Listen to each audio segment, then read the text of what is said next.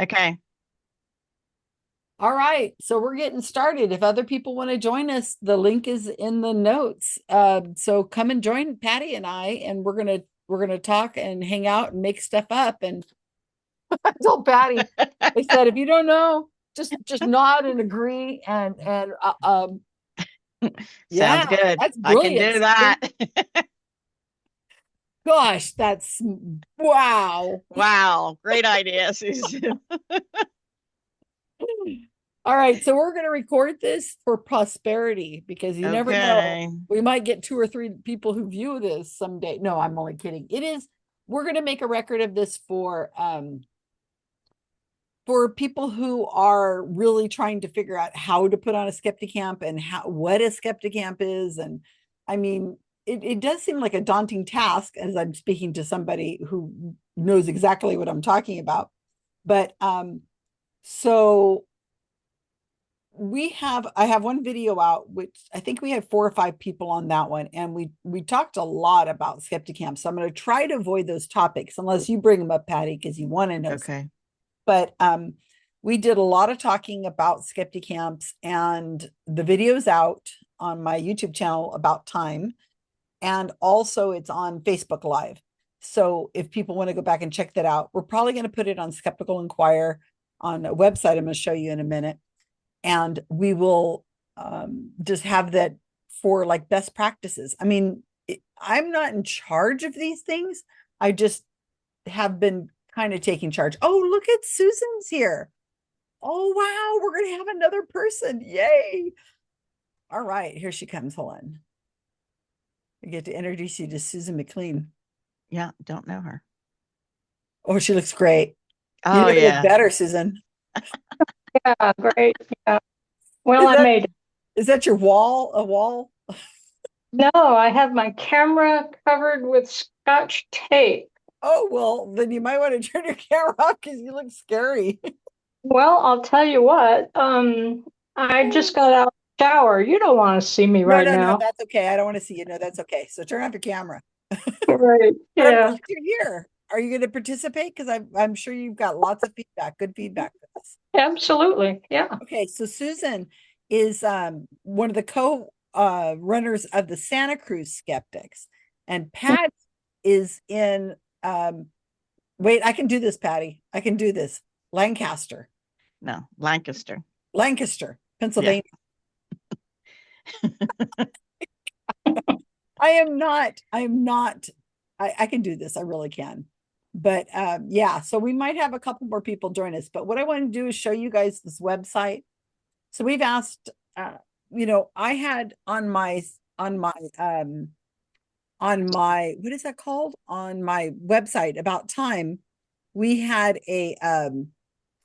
uh a link to all the SkeptiCamps, and I have best practices and things that people can do to like off the top of my head, some of the things people have done, some things we found successful.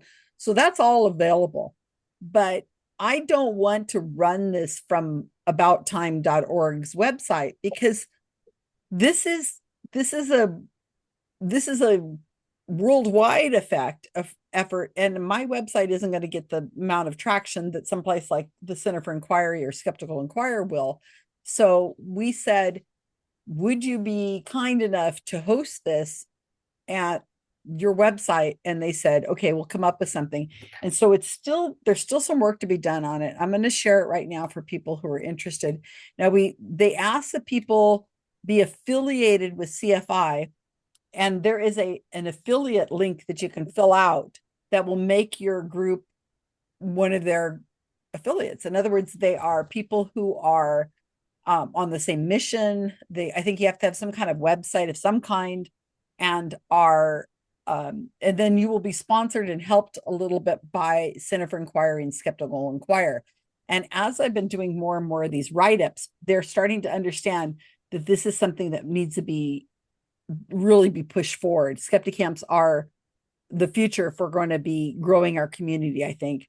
So this is still a work in progress. They don't have everything on here. We're going to try to add places outside of the United States. People will be able to go over here and submit their SkeptiCamp information. So they'll be able to say, hey, we're having a SkeptiCamp. You know, it doesn't have to go through Susan Gerbic or anything like that. And look, here's your place over here, Patty. Okay. They've got you on here for 2026 in October. We don't know if that's true, but it's on there. That's kind of the plan at this point. What about people? What about like we don't have an organization? Well, no, a lot of places It's just don't me have. and a couple of other people that are trying to put it together. So we Well, can't be an affiliate. We don't have a website well, we for could, a well, group. you'll have something. Well, Chicago doesn't have a website. They're just like a couple people, and most of the people in the Chicago group have the same last name because they're family to each other. But yeah, so no, we'll make way of making it happen. And that's October by then. So Yeah. yeah, we'll be all right. But yeah. Um I don't see that we'll have a problem with that. In West Virginia, I don't think they've even really met each other in person more than maybe Yeah, two but or they three have an people. organization, an Yeah, but official, he didn't have people, or the people he had didn't live anywhere near West Virginia. So no, we'll be fine. We'll figure it out. That's a long time away and you'll be fine. But they'd like to have people on the affiliate list, because if they do that, then people are looking for groups, and then they'll go and they'll say, oh, look, there's this one in PA. Oh, I didn't realize it was that close. Oh, and they'll join up. I mean, you could just use Meetup or a Facebook. Can you hear that? No. Do you hear that? It's my cat. Oh. He knows that I'm trying to train him to 5 o'clock he gets to eat, which is Oh. another 50 minutes. 51 minutes, and he's just letting me know with a giant blast of disgust that I'm in here talking to people instead of feeding him his cat food that anyway, Right. then that's fine. But I thought, man, that was deafening in my end. So anyway, I'm not still screen sharing anyway, right? So what this website's going to end up being is we're going to put things like the video we're making right now, and also other videos, and the articles I've been writing, or if other people write about what's going on with SkeptiCamps. See, here's some stuff. So they're just starting to put these out. Here's the Chicago one. And it's going to be like a one-stop shop for people to be able to get information about what goes on with the SkeptiCamp.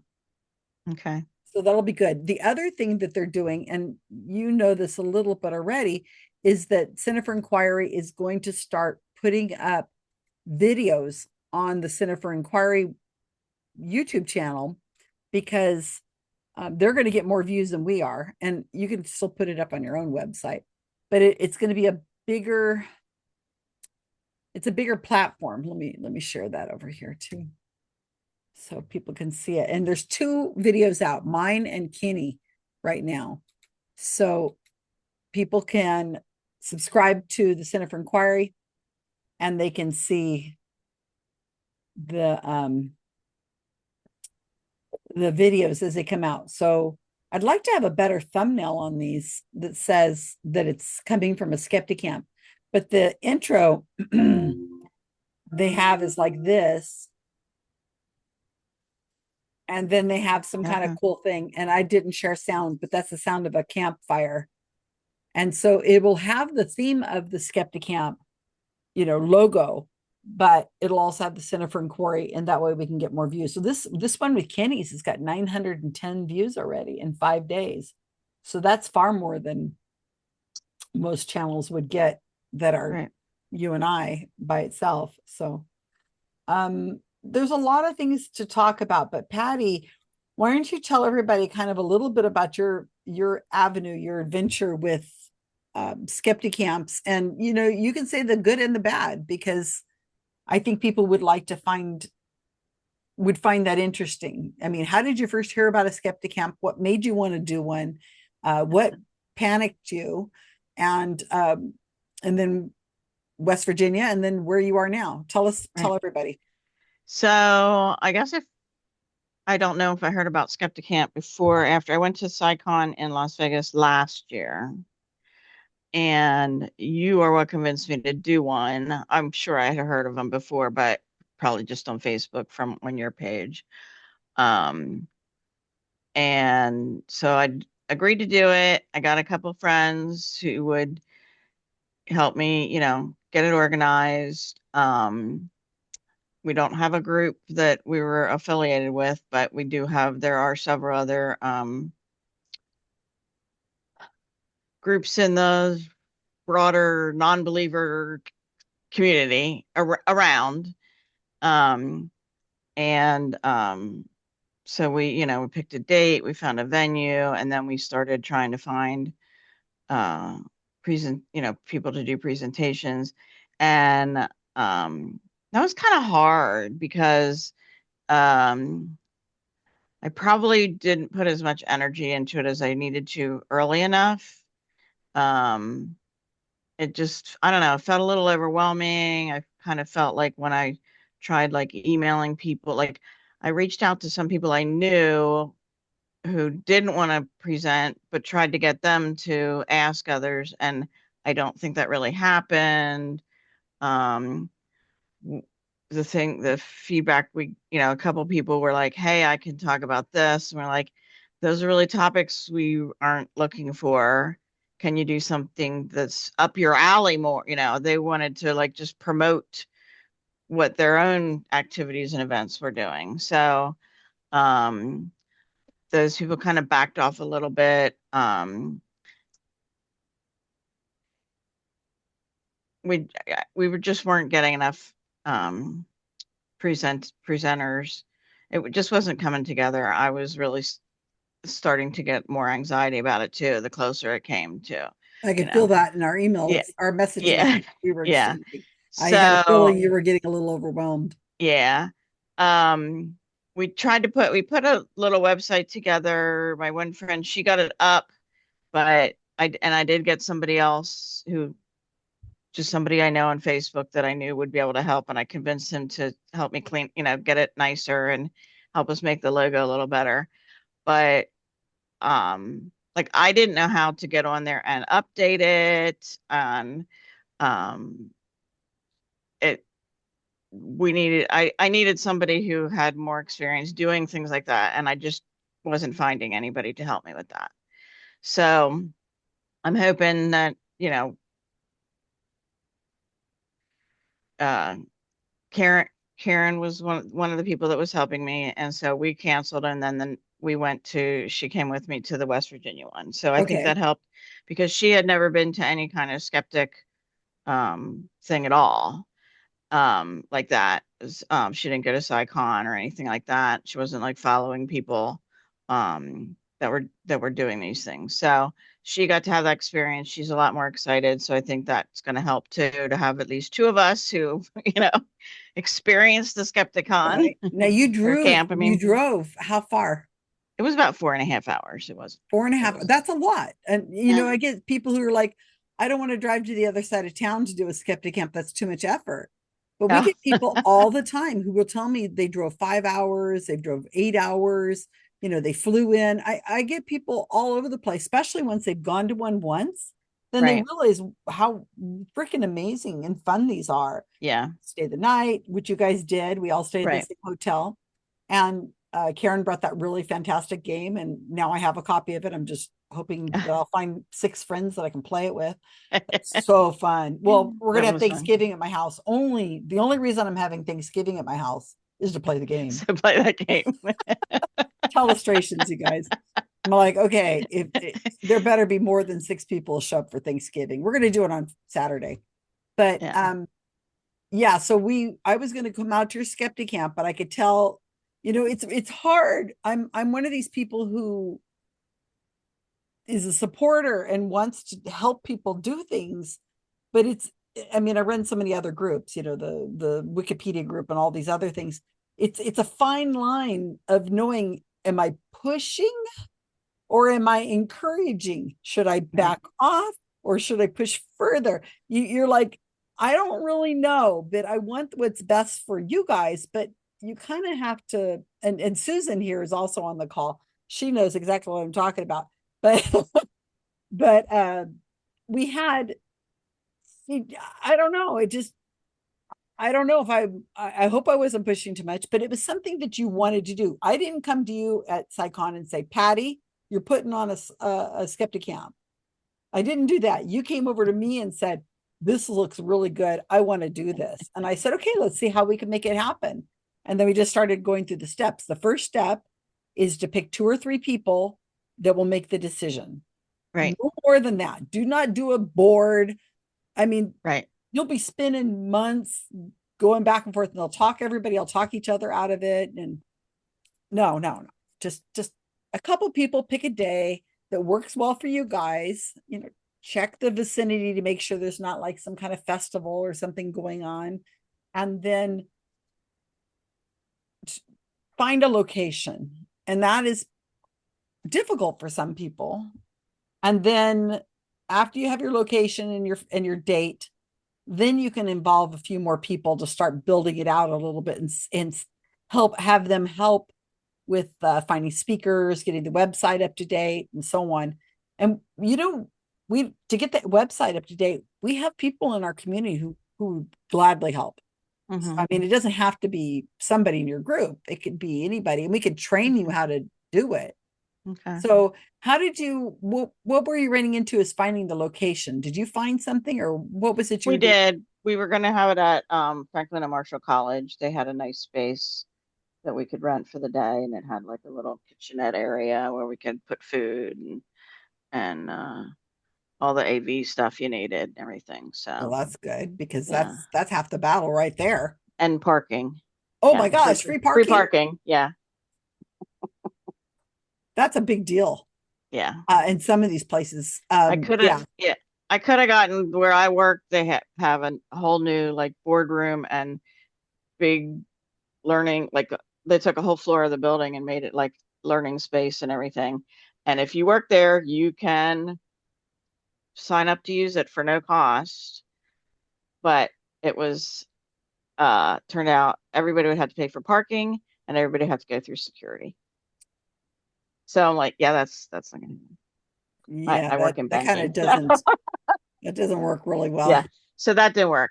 But yeah, so the college did have a space and so uh I make still look around elsewhere too, just to see if I can, but we do have that to as a backup.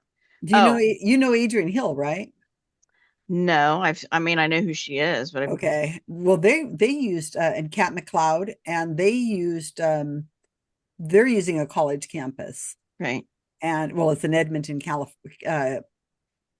Canada, but they did that and they were able to bring in students because they just had the Right. students be speakers too. Yeah. Yeah, we had thought of that too, but I couldn't. I was trying to get contacts at the school and nobody was responding and it was difficult. Mhm. But the one thing that the space did need, I was going to have to get insurance for the day. So I'm guessing that's probably normal. Well, one of the things that happens is that I'm a nonprofit, and Center for Inquiry is obviously a nonprofit. And one of the things we've been doing, and we did with Santa Cruz, is we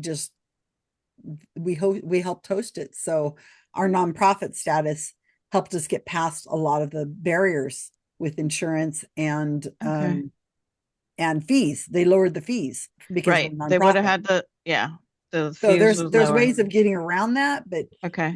and I'm happy to help, but Okay. I'm going to have like a logo on there that says about time is Right. helping sponsor it or whatever, it's no Right. big deal. Right. But yeah, go ahead. You were going to say something.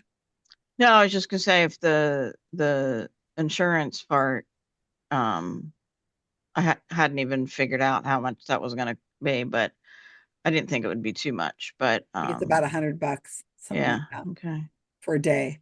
yeah, But yeah, so finding speakers is always a bit of a problem.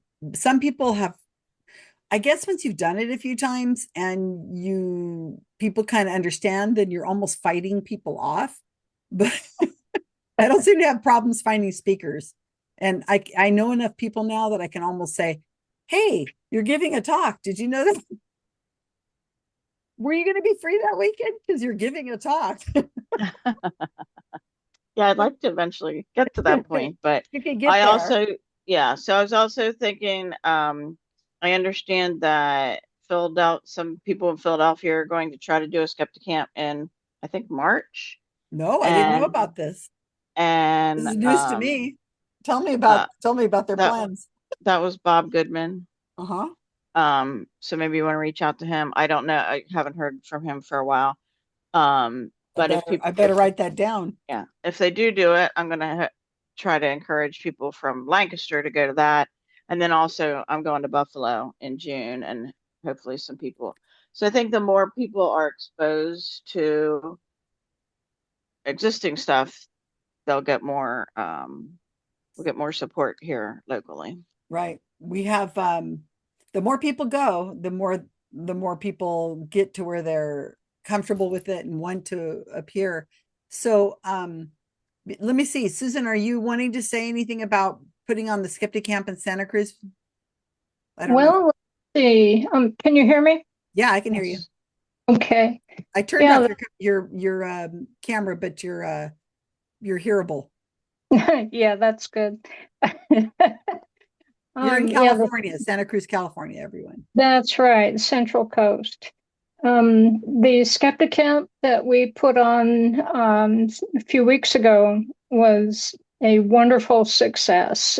We had total of 22 people for the presentations during the day.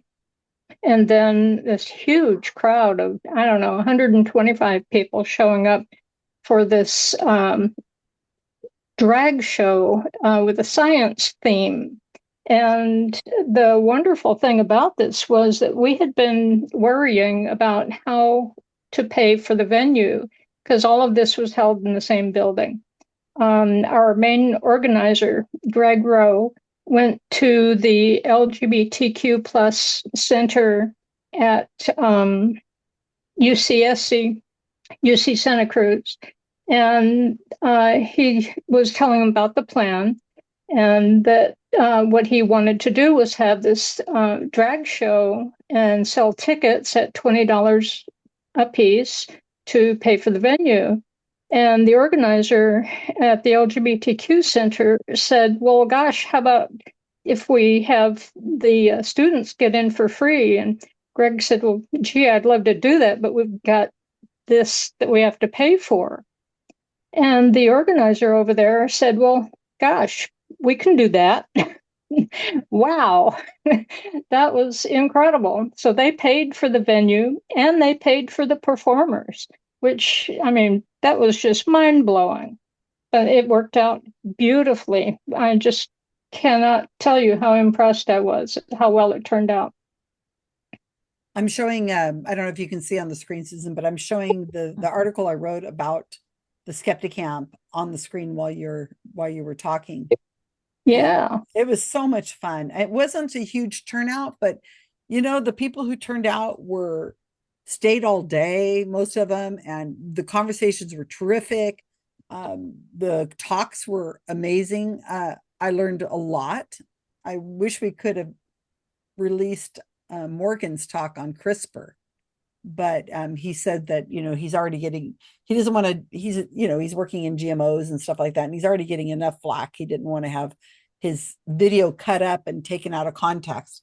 Sad the Right. world we're living in that kind of thing has to happen. But yeah, so I mean, Greg is Greg is the type of person who does theatrical stuff, and when he told me he was going to do STEM into drag, I said, "What the hell is that? What are you talking about? STEM into drag?" And I don't know, Susan, you might have said the same thing. No, I knew what he was talking Oh, you about. did? Okay.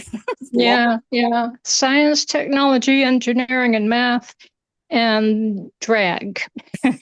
Real drag shows. It was So, fun. It really yeah, was. It stood out and it made a very different kind of Skeptic Camp. And now we didn't have a crossover with the performers, the students at UCSC, but we had because it was a 2 hour break in between the two.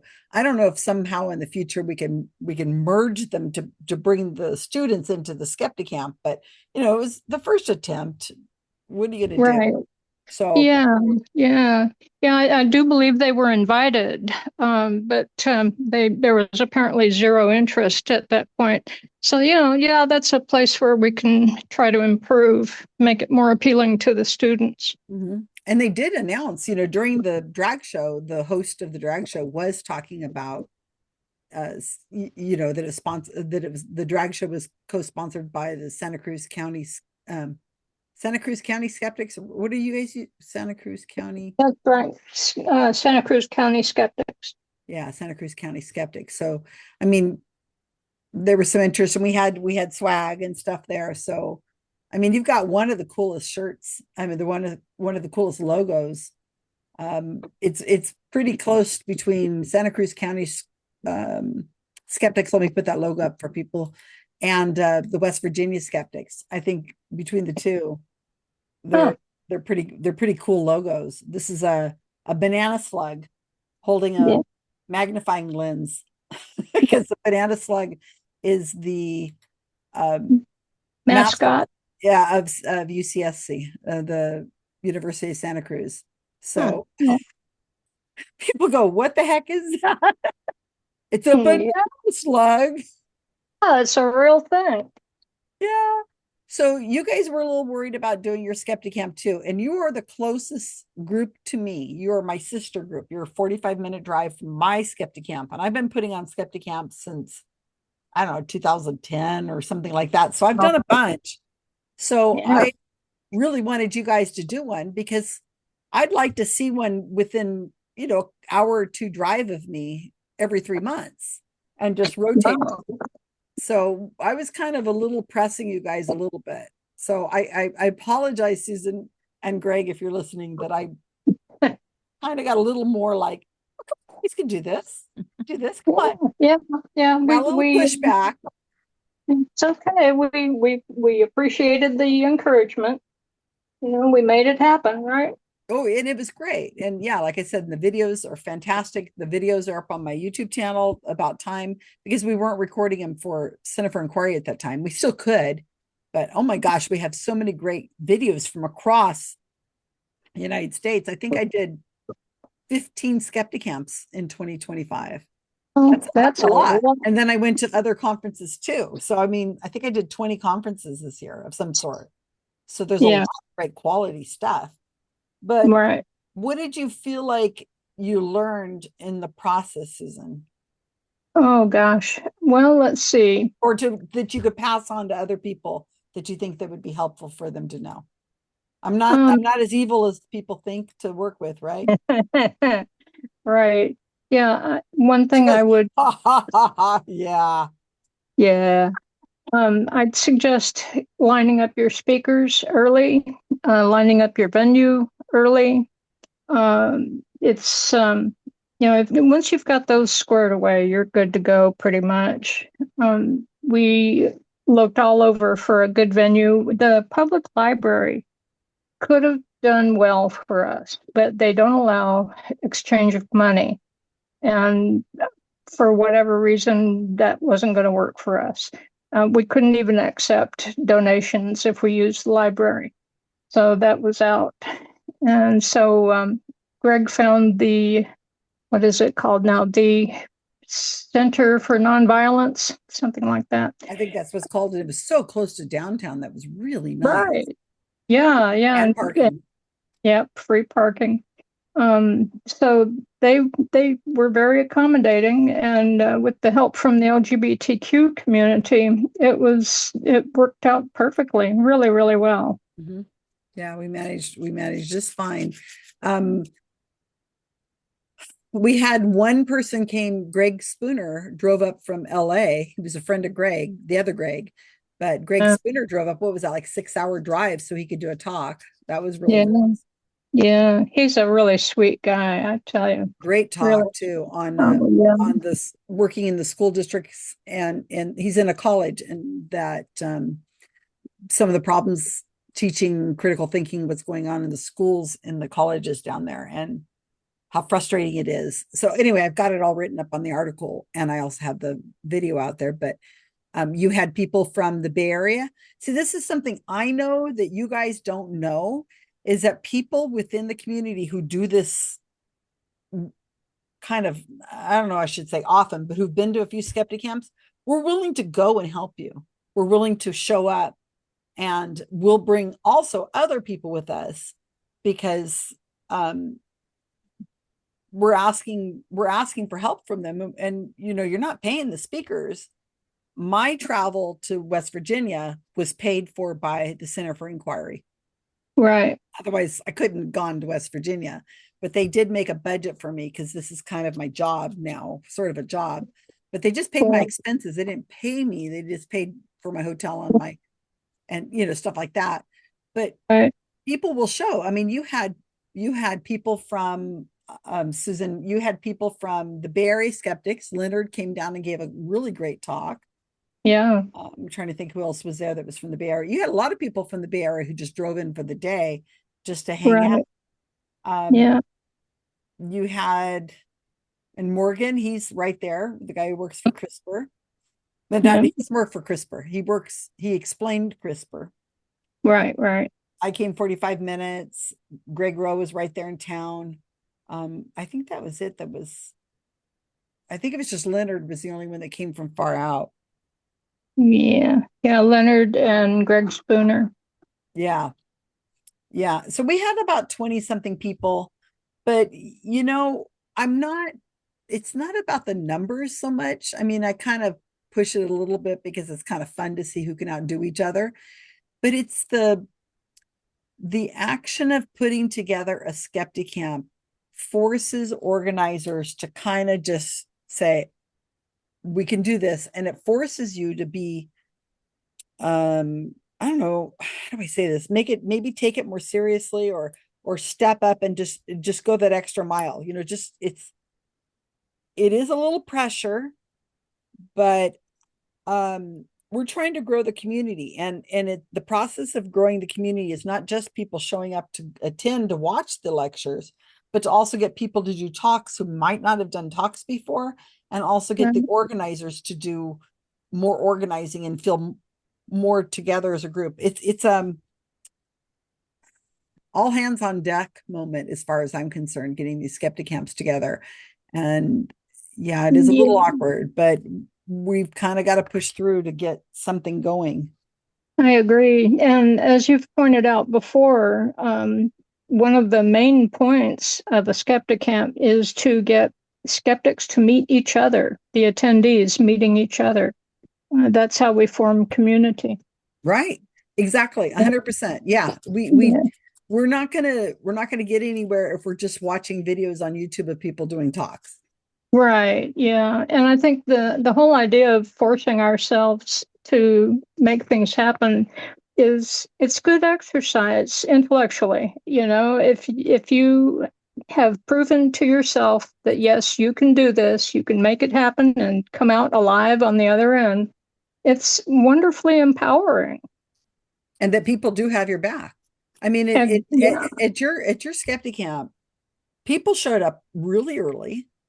And people said, and we looked around and they said, what do you need done? And they're like, okay, we need these tables put out. We need this put done. Here, you can put these flyers over here. Hey, you.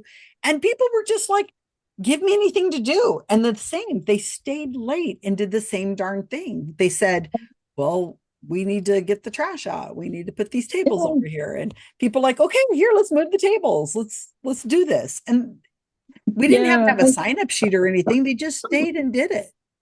Yeah. That's one thing I find about the skeptic community. And particularly if you ask people, they will step up enthusiastically. This is the people I've met through skeptic activities are just wonderful folks, really, really sweet people.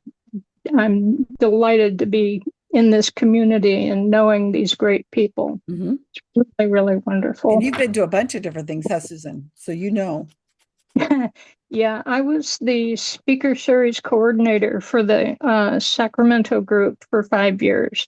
And so I've dealt with all kinds of people and coordinated visits from, oh gosh, Jerry DeWitt and Anthony Magnabosco and oh, what's his name? Seth Andrews, lots and lots of folks. And some of them stayed at our house, which is really nice. Most recently, we had Nick Fish, From president. the atheist. That's right. Really sweet guy. And so, it's really wonderful to meet nice folks. I need more nice folks in my life. We all hands up, everybody who knows needs nice more folks. Yeah. And that's the thing about building this community, is that if you can get people not only in your own world, like Patty has in PA, but what will happen is, I'm avoiding saying the name of the place, I've already forgotten That's okay.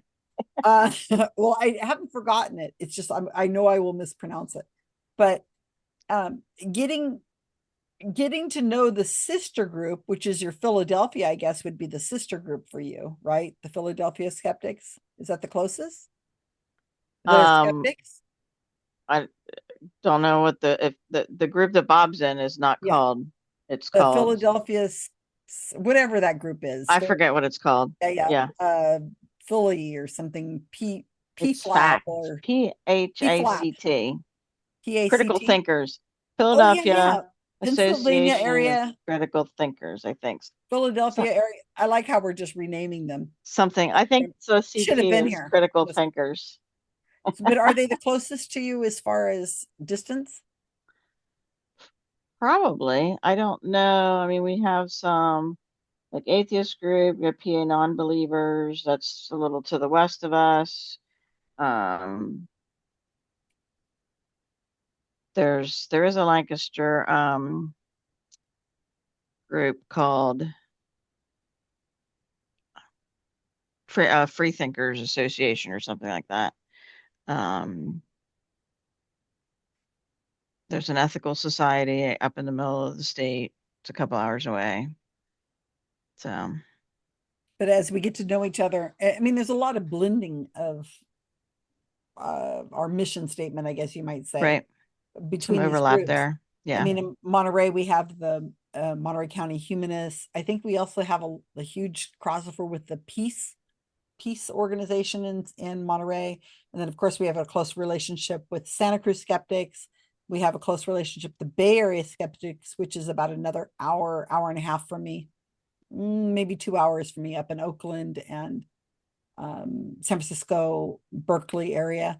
And so you start to get to know some of the people at each of these things, and potentially, and this is, Susan said something about this a minute ago, is potentially what happens is you have a speaker coming to the area, like Susan had Bertha Vasquez from the TIES program, Science Saves program from Center for Inquiry, and they're kind of going to be close-ish, 2 or 3 hour drive.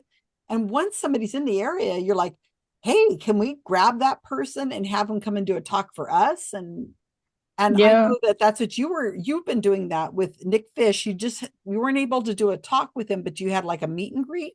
Is that what you did? Yeah. Yeah.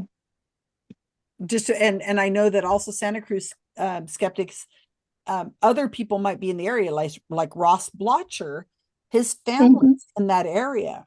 So when he comes to visit his family, whenever the Santa Cruz group started out, like they were going to start, I said, hey, I know this celebrity in the skeptic community, Ross Blotcher, really well. I think that maybe he can kind of be your, I don't know, token celebrity or whatever. Your token celebrity.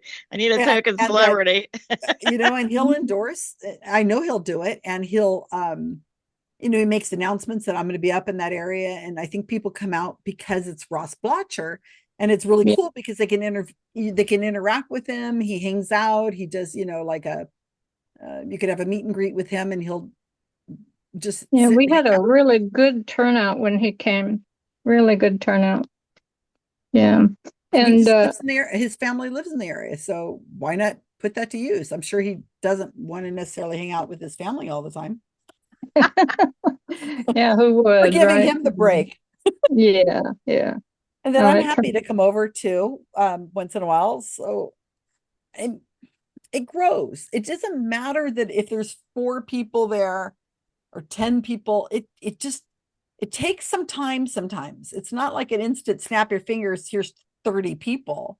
that's right. It's a growing thing. And again, it's a community because you go, you sit down with people, you laugh, you play a game with them, or you eat pizza or have a drink or whatever. And then the next thing you know, when you see them again a few weeks later, a few months later, even, you go, oh, I know you. I was telling you, I want to ask you this question, because you remember and you start talking, you start having a relationship of You know, sorts with people. the nice thing about a small turnout is number one, you get to meet each individual and get to know them more deeply. That's most important. But also, don't be disappointed with a small turnout because those are your best people.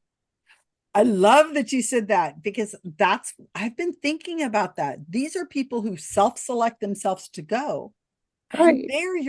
that is your, that's what That's you're your in core for. group right there. Yeah, Yeah. they're here. They're like, I'm going to take the time out to go to this thing. Of course, there's a lot of people who would like to go, but they couldn't. Maybe somebody had a wedding planned or something. But Yeah. um, yes, this is exactly it. And you did. I saw you go around at your skeptic camp. I watched you, Susan, go sit down next to everybody and talk to each one of them. Right. It was really Something cool. I do at each meeting that I have anything to do with. I try to introduce myself to each person, make them feel seen, and help them feel a part of the effort. And I think it pays off deeply for all of us. Mhm. Yeah. I brought 5 people, myself and 4 other people from the Monterey County Skeptics. I had Well, to kind of that's guilt so a few cool. of them. I had to guilt them. I mean, Deborah had just Uh, flown in from LA from a work trip, and I'd asked her if she was going to go, and she goes, I am going to be flying in the night before. I'm not going to want to go to anywhere. I'm like, really? You really think so? I'll drive. And then a few hours later, what time are you going to leave? And I'm like, well, I was going to leave about this time. Well, okay, I'll meet you at your house at that time. And I'm like, cool. Hey, and I kept whatever ringing. works, And you know. Robin, both the same thing. Robin goes, I've got a clean house. I have got to go out. I'm going out of town next, a few days. I've got to, I'm like, nobody cares about your clean house. Come over here. She drove over, Right. Yeah. Karen drove over, and Paul Carr came over. And Mhm. Yeah. so we had 5 of us, and you know, it was just for the day. It wasn't like we spent the night or anything over there. And then there was Right. people who surprised me showing up from the Bay Area. I was like, Right. what are you doing here, Erica? What are you doing here, Vicky? Wow. Yeah. Yeah. They drove like 2 hours. Yeah. Yeah. Pretty impressive. Mhm. And we had a fantastic time. I'm telling you. And we were talking about this in the last call that I did for talking about skeptic camps is the necessity of having tables. Hmm. I'm telling you, you can't ask people to sit there for 6 or 7 hours in chairs. And Patty knows Right. exactly what I'm talking about. You know what Yeah, Yeah. I'm talking about. We I were in West do. Virginia, and those chairs got really uncomfortable after about 30 Oh minutes. boy. They Yeah. did. I missed part of one speaker because I just had to go find someplace else to sit. And Yeah. I found a staircase and I couldn't hear anything, but I just sat there until my butt stopped hurting. It was Oh. bad. It was bad. Yeah, you really And need that was an tables. yeah, and that was another thing I was thinking about.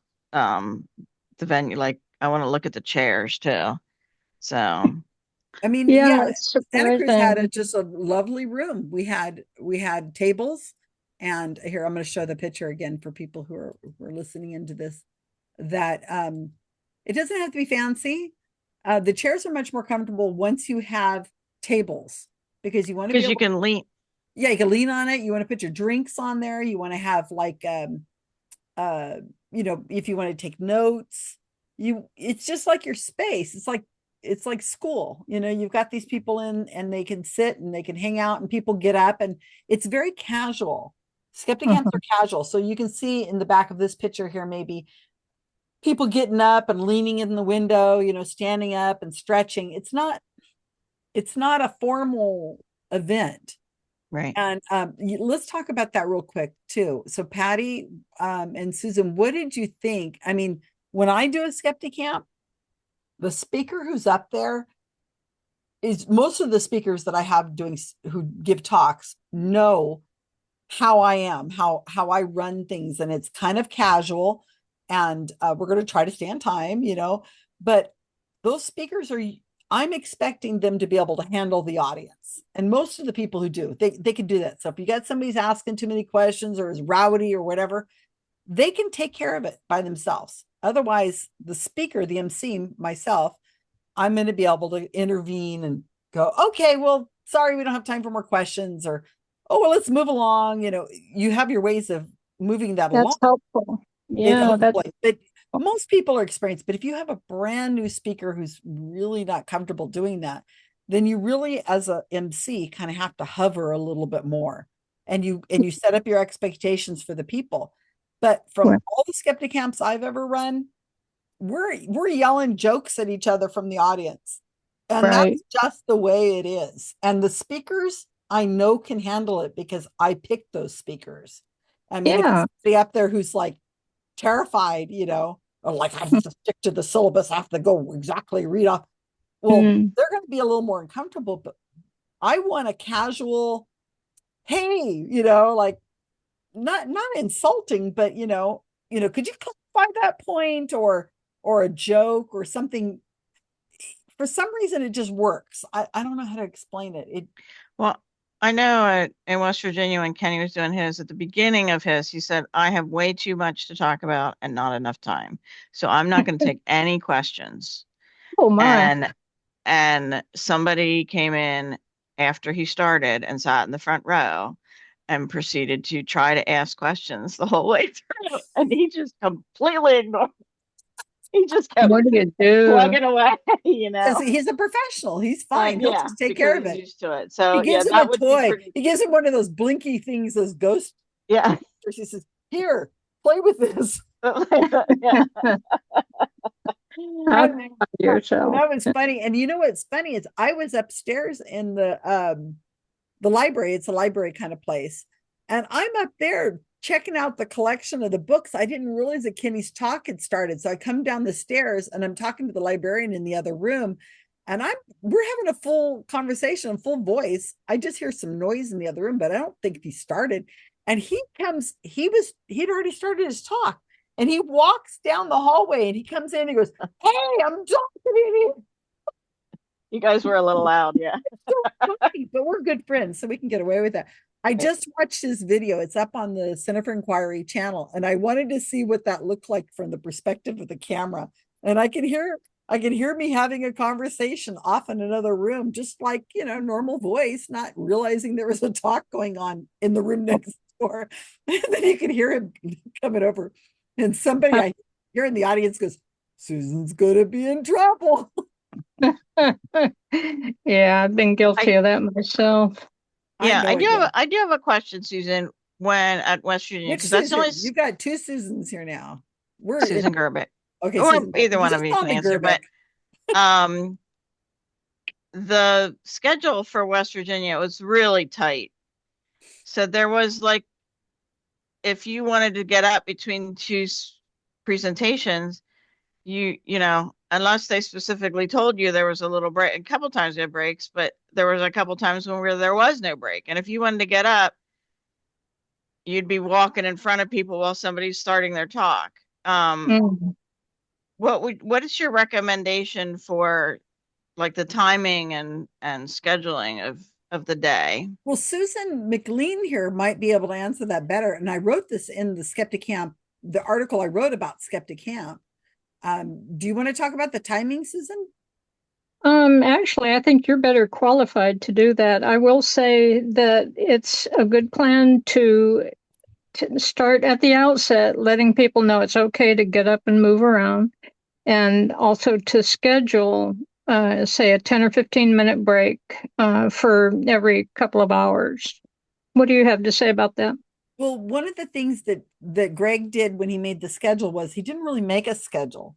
And I'm kind of liking that. And it was very casual. So what he did is he told the presenters what order they would be in, but he didn't give us times. So, Right. I asked him, how long is my talk for? He gave me a number, and everybody stuck to pretty much good timing. But we Yeah. didn't have any feeling of, oh my gosh, we're running late, or we're running on, we're on time, or there was never that feeling because we didn't look at clocks. We just know, okay, when Susan's done, so and so's going up there. Okay, when they're done, then it's the next person. Oh, look, here comes food. Here comes the food coming in the door, and I guess we're going to have our lunch now. And so Right. I like that, um, because, but it might be harder for some people who are very schedule oriented people that are like, okay, we got to be done in this time. Come on, we got to move it now. Come on, let's go. We got to keep on schedule. So Yeah. I think if people are told ahead of time this is a suggestion. The times are suggestions. We expect people to show up and to stay the whole time and not come in for one speaker and leave after that speaker. And that happened in Seattle, I think, the first year.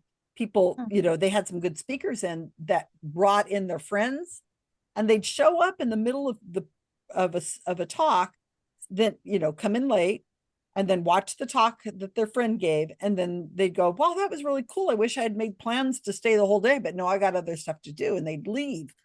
And I think it's the responsibility of the people who are the speakers to say, no, this is a whole day event. We want you to stay the whole day. I mean, if you can't, nobody's going to like lock you out of the door, but expect to spend the whole day. It's not just my talk. Come for all. Right. So I think that like Susan said, set it up in advance. It's going to be fine if you get up and wander around. Nobody's going to care. This is a very casual event. Right. And if you set it up that way, I think it's better. Now, West Virginia, like I said, didn't have tables, and I don't think they're going to be able to get tables in that room because it's just the way it is. But he's going to want to do it there, so hopefully he'll have more breaks. And the lunch wasn't handled well. It was great for the speakers, but not for anybody who wasn't a speaker, because it was like lunchtime, and you guys had to go find lunch all of a sudden, and you got an hour. And people came back late because you don't have time. Not even suggestions of where to go. Yeah. So that I was a speaker, so I just walked upstairs and there was food sitting there for me. But I we think talked you're about right. that a lot. What was that? One thing that you have said in previous SkeptiCamps is that it's important to provide food. And we got by for, I think, $40 for 20 some odd people. And let me tell you, how cheaper can you do it? I think we did remarkably well. Yeah. And you went and picked up some pizzas, right? Yeah, if they have to leave to find food, a lot of those folks are not going to come back. Right. Yeah, and it doesn't have to be great. I mean, you had Costco pizzas, right? Right, that's right. They were right down the road, $10 a piece. Can you believe it? And they were huge. And people were fine. Yeah, one thing I would recommend is that we seem to have a lot of vegetarians in the skeptics community. So if you're going to get 4 pizzas, make 3 of them cheese. Yeah. Yeah. And people are willing to, we had a little basket where people were able to throw money in and, help pay for stuff. And so I said, if it doesn't get paid for, I'll pay for the pizza. And people were just like throwing money in there. And I'm like, well, I guess you got it now. It was great. People were willing to help. They're like, I'm eating a slice of pizza or 2. I'll throw in $5. Right. Right. Yeah. Yeah. It was great. Yeah. And if there's a little left over, there's a little left over for other stuff, because everybody and that's another thing. Once you get your group started a little bit, people will say, oh, I have, like my neighbor just harvested a whole bunch of apples from her tree. So, Perfect. I mean, I could have brought in a bushel of apples, and then somebody else would bring in tomatoes, and somebody else would say, oh, I've got a really big coffee urn that I could fill up with water and plug it in. And, people just go, oh, I could bring napkins and plates. I have a lot left over from my, Right. the party. And it Kind of just, like shows up. Stone soup. Remember the children's story Stone Soup? Where Mhm. people, Exactly. Yes, yeah, I've written about that's what skeptic camps are. A lot of it is about. It's just yeah, it's tell the beautiful. story, Susan, in case people don't know it. Oh, well, let's see. Gee, it's in pieces in my far distant memory. Somebody has a pot. She comes into a village. She has hot water going over a fire and laments that there's nothing in there. And people step up. Oh, well, I have some beans. Oh, well, I have tomatoes, and on it goes. Mhm. And instead of there being just a rock under the pot, they've got real soup. And it's because everybody stepped up and helped out. Mhm. I think it was Truly, some like a vagrant or something they called it in the story that was like, I really could use some food. And they're like, sorry, I don't have anything for you. oh, interesting. I And then they forgot that. started the water and they said, and yeah, like you said, somebody says, I have a potato. There you go. And Yeah. then so they cut it up and put it in there. And somebody else, well, I could put some, I think I have some of this. Yeah. So that's exactly what skeptic camps are, is Yeah. they're not meant to be a formal anything, but Yeah. maybe in time they can grow into a more You formal know, functional thing. something that comes to mind about scheduling is that since we run on such an informal schedule, it's helpful to have a filler in your back pocket. If you've got time left over, a lot of time, you can, present your slideshow on opossums. You know, so Glad you I didn't say truly, raccoons. I truly, hey, that would be perfect. You know I could what? show videos of raccoons invading my Yeah, house. with the I'm sure that'd raccoons be that get in hilarious. your house. Boy, oh boy, that would be perfect. Yeah, yeah. So there you go. Yeah, On the last talk we did when we did this last Saturday, we talked a lot about workshops and interactions. If you can start with a workshop and end with a workshop, anything that's interactive, anything, you're going to yeah, have a better time with people bonding with each other because it yeah, just breaks the ice early. And then it leads into the whole day where people are comfortable with each other and you kind of figure out the norms of when you could say a joke or when you can ask a question.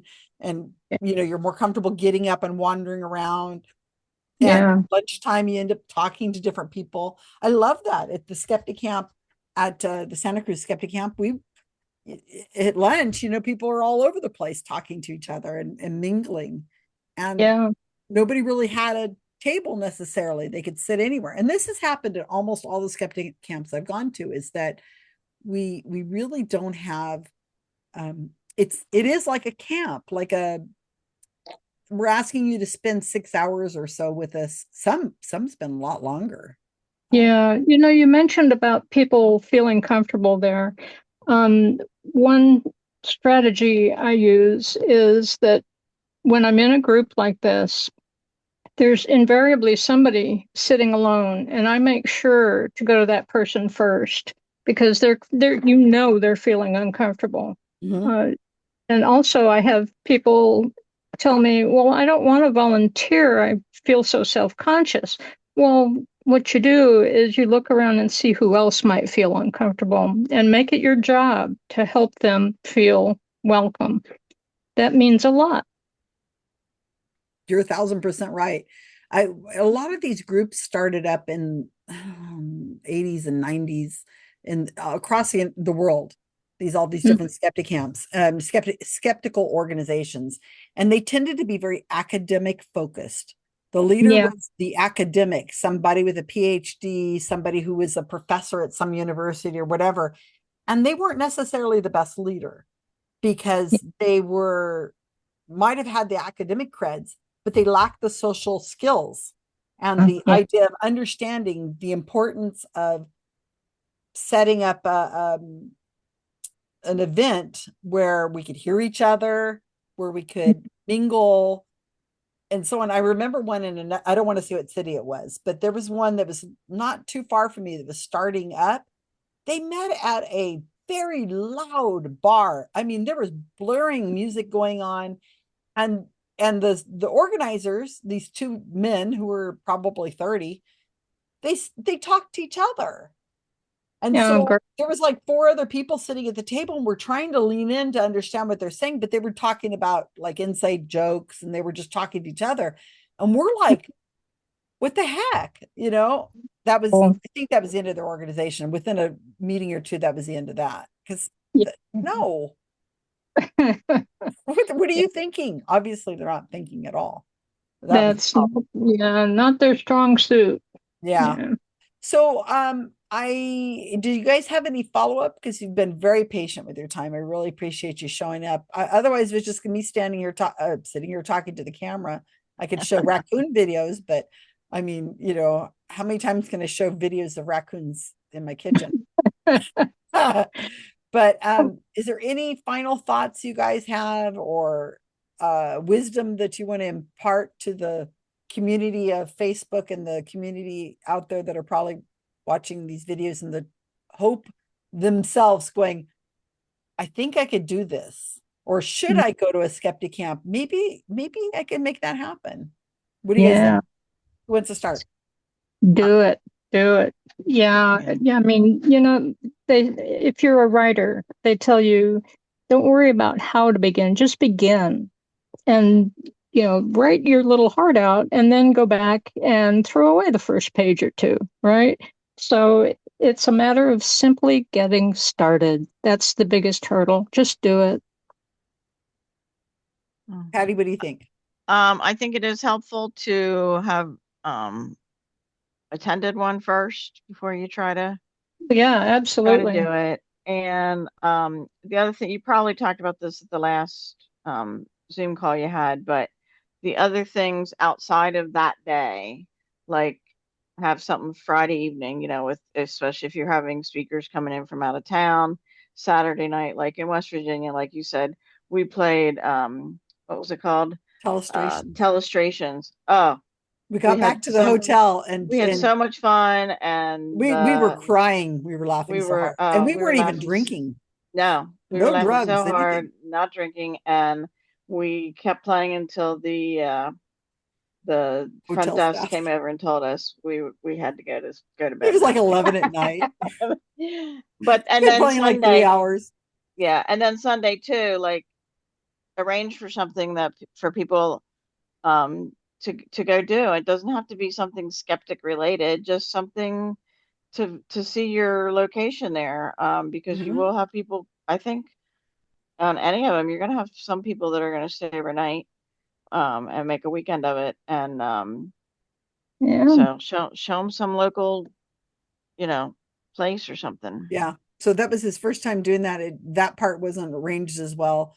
You and Yeah. I and Karen went out for breakfast, but we were like, where's everybody at? We should all be Right. going to breakfast together. And they're like, oh, we're already on the road home. And I'm like, why didn't you just wait and have breakfast with us? Right. And they're like, oh, we're going to be someplace. And it's like, that could have been planned better. And I Yeah. did is I left breakfast with you and Karen. I went back to my hotel room because I wasn't supposed to fly out till Monday. Right. And I Oh, said, why do I have to go? Why do I have to leave on Monday? I wonder if I can get a flight out on Sunday. And I paid $300. Wow. ooh, But they got me on I was able to move my flight to Sunday, and I had to drive my car back to Pittsburgh, which is an hour and a half, Hmm. to get to the airport, return the car, get on a plane, and I came home, and it was amazing. And I dropped off my room key when I was walking out the door, just thinking that was the end of that. I just handed them the room key. I said, I'm out a day early. And they go, okay, we'll take care of that. And they credited me like $150 for the room. Great. cool. I'm like, cool, that's great. And I got to come home a whole day early, and it felt great because I was going to turn around, because I turned around and like 4 days later went to Vegas to go to Right. the skeptic camp over there. Right. So, I mean, I had nothing to do on Sunday once I had breakfast with you two. I mean, I was just going Right. to hang around the hotel room, and that I don't Right. do that. Yeah. So Yeah. yeah, think of your outside visitors. Susan's Santa Cruz skeptics didn't have outside visitors other than probably Greg Spooner, but Right. everybody else was, With, and he's a with friend of Greg. That's right. Yeah.